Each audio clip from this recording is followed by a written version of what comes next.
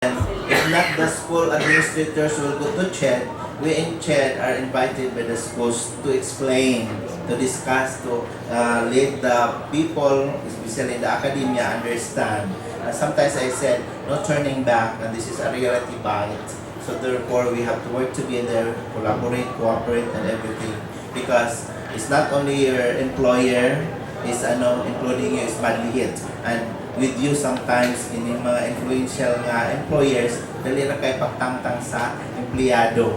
But it's really unfair if that is the case. But we in CHED, we do that, have interventions, so that's why we give so many suggestions that aside from tak sa ila, saving all the souls, okay, give this and then even in we ask the GSIS nga na yung mga loan o sa mga SSS nga affected na teachers, dili sa nila kolektahan o bayad without with interest also. Itigil mo na ang pangulikta during that year nga walay enrollment because sa may bayad sa teacher nga affected.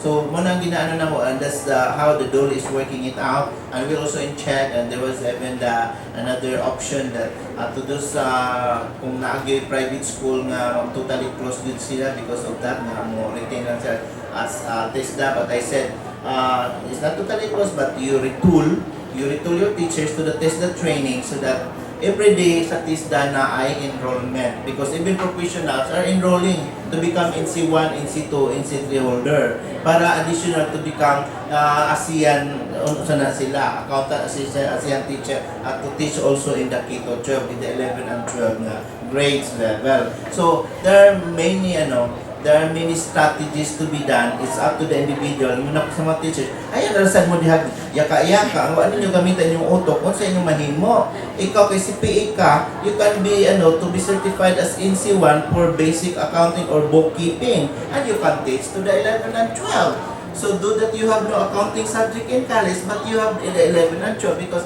there is what we call the triple P. Isa na sa intervention triple P nga, public and private partnership.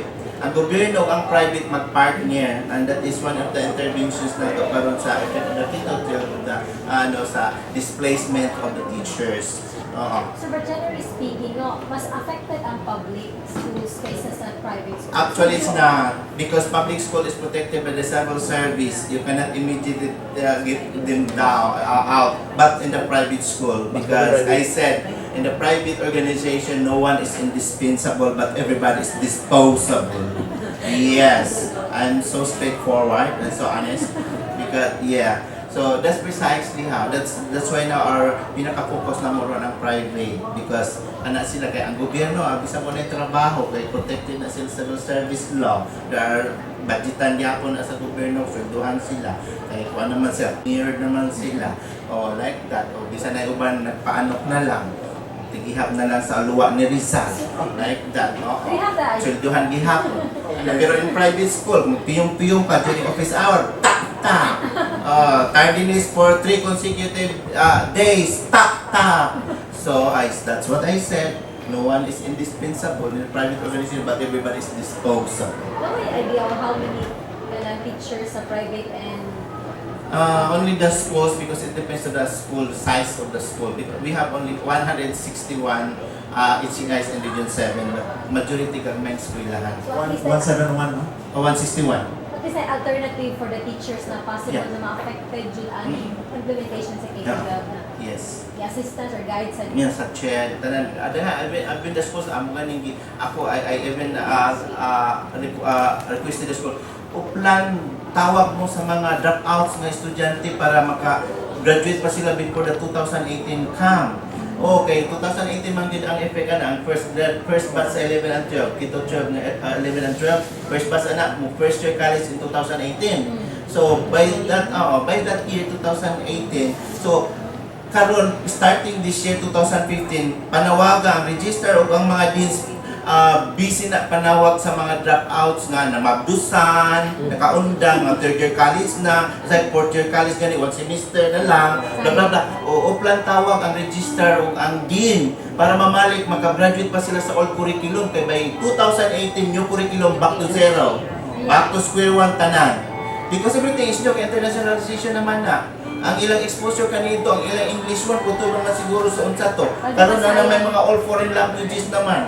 Oh. So, You mean to say, sir, back to zero from grade 1 Katong to... 11, 12 nga first Grade one batch, talaga. mo na to sila nga batch ang mga So, for example, ang doon na ay wa kahuman sa college, kung ito ba third year, mula pa sa 2018, mabalik sa kuan. Mabalik to zero kung mo go into formal studies. So, magbalik sa fresh year college. Yes, of course, because the curriculum is new. Because according to CHED rule, diba? CHED ruling, the maximum number of overstaying of the student for a 4-year degree program is only 5 years or 2 semesters. 2 semesters lang. For the 5-year course or engineering, 2 semesters gihapon 6 years. Kung 5-year course ka, up to 6 years ang maximum year of stay mo. Kung 4-year degree ang imong kurso, up to 5 years lang ang maximum stay mo sa school. After that, wala na. Back to zero ka na. So, person, doon tayo maratoring yung mga estudyante nga wa kahuman sa dakbayan nga kang gusto tayo nga Panawagan. That is why akong busis karon dako kaayo para rin nga kanang check sige na ba ba't yan sa San Jose wa man gyud makasulti unsay among buhaton nga imabdusan man ko kaniadto na gusto na ko mubalik kay ana-ana artista lang ko na diri sa mayor nga bagong programa. Even in local government they have the programs now from TESDA. And that is mga ITIAP, etc. mga ALS diha. There are many offerings now to cater the needs of the community. So that is now the program. Kaaro na to sila nga makon. So aron manghigmat o katong gusto gyud nga formally nga because nagtrabaho sila kan pwede sila ma-promote because they are not degree holder. They should come back to college to the school to finish their degree before the 2018. So panawagan ang tanan nga nangaunda na magdusan ug ubang pang nakamagdos nga nakaunda na gusto maghuman balik sa eskwelahan pa enroll before 2018 starting karon nga year. Aron mahuman mo sa inyong kurso. O aron ma-promote na may uban nga naa diha nag-daycare assistant sa teacher na teacher education siya pero secondary college. So aron na siya ma-professionalize aron mo graduate yun siya balik dito aron all curriculum pa siya kay ni 2018 sorry bye-bye tanananan madaghang tracks naman. O effect naman ang tanang track sa K-12. Kani nga Katong ERS o CRS. Kani nga kabanduan came from CHED National. Actually international. International. From AQRF to the PQF actually. Kasi EQRF na. ASEAN Qualification Reference Framework. AQRF, mo na yung pinaka-overall international. PQF is specific Philippine Qualification Framework. Okay. With that, siguro we'd like to close our press con, and I think the rest of the media members here will have an individual interview. Nina, so can we ask for any parting statements ninyo, please? Ma'am Agnes? Sige. Si Jojo? Thank you, Ma'am Agnes. Alright. Thank you very much, USGR, Ma'am Agnes, Sir Cabardo, and to Father President and the rest of the officials of USGR family. Thank you for that invitation so that the public should know what is happening now. And the public should know also that this is our collaborative effort. It's not only the work of CHED. Everybody must be vigilant and also work it out so that we can be a part of the globalization. So thanks to all schools who really cooperated so much with CHED with this educational reforms. So with that, this year 2015 boxing na sad because the inspection, local and international assessment will now go on. Because there are schools na wala pa, San Jose is already done sa ISA. There are still others, San Carlos, humanapod sa ISA, HNU. There were already 3 autonomous universities already have undergone with the Institutional Sustainability Assessment or ISA. So mag-comply na lang na sila if ever kung magawas na itong official na communication. So other schools nag-submit na po and karon mo na amo na po ng boksingon karon na tuig until we also invite more schools to submit para madali sila ma-assist so that they still have more time to comply before 2018 will come. Thank you very much. Okay, thank you from CHED, Sir Jojo Ronquillo, Ma'am Lizelle Mauring. Sige, Ma'am, parting shots, please. We will be encouraging everyone to embrace change. This would be a paradigm shift in the educational system. There's no way out. we have to move forward for this one, because if we believe in the effect of this one, if we envision ourselves to be globally at par, we need to embrace this one. These are labor pains. Okay. Agnes? Okay, I would like to thank Dr. Ronquillo here and Mang Lizelle for sharing with us the updates from CHED, because it will not only help us become more ready for internationalization, but we also help other universities to prepare, to prepare for what is going to happen next. Because as what Ma'am Lizelle said, we just have to embrace, and we have to adapt to the change that we have to face. And it may be challenging as it may be, but we really have to upgrade and be able to compete, no? Okay. It may be advantageous to have the internationalization, but there might also be disadvantages if we cannot compete, or we will not be at par with the rest of the world, no? So thank you also, Robert, for this, and for the media to be with us, so that we can also disseminate the information to other and to the public, no? Okay, daghang salamat po, Ma'am Nes. And of course, I'd like to thank my faculty association sa support, and also si Senora Amparito Lavalier, she helped me po sa kanang pag-ato sa US, along with the University of San Jose Regulators Administration. Of course, the CPRDS, si Ma'am Agnes has been very supportive. My dean, si Dr. Glenn Pajares, and also si Kuan, ang natuang kanang mga kaubanan sa research, no? And the Commission on Higher Education nga naagi diri kanunay ginasuporta Sir Joe kung ang kinalanta for PressCon, and he always comes, and now with Ma'am Lizelle pa. And of course to the scholars and the rest, the members of the media who are here, thank you so much. And this is just one of the sessions that we still are going to have. Just kidding. Till next time. Thank you. What do you measure? Yes. Follow up. Follow up. Interview mo?